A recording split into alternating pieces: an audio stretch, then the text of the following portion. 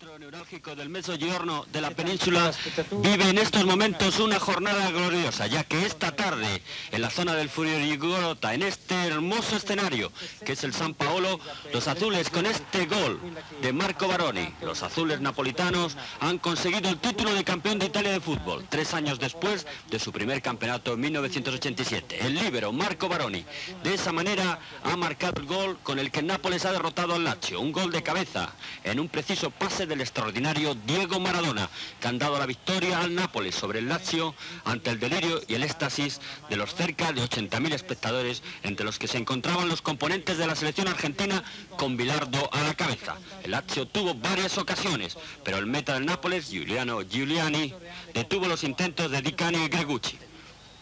Ahí está el momento culminante. Al final, todos celebrarían la consecución del Scudetto, la bandera. Ahí tienen a Corrado Ferlaino y a Luciano Moggi, los jugadores, el júbilo y la vuelta de honor.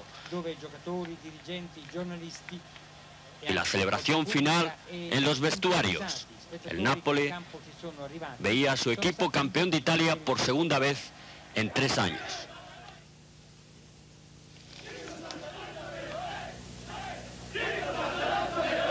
Giocare, però. Lui è giovane per giocare.